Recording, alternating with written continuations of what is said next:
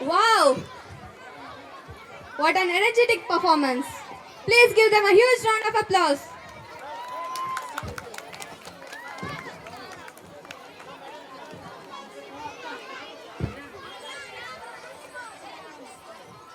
Now let's take you on a journey to land of golden sands and swaying palms.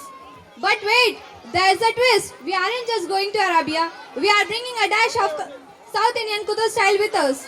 Our little superstars from UKG are here to set the stage on fire with their Malamapita moves.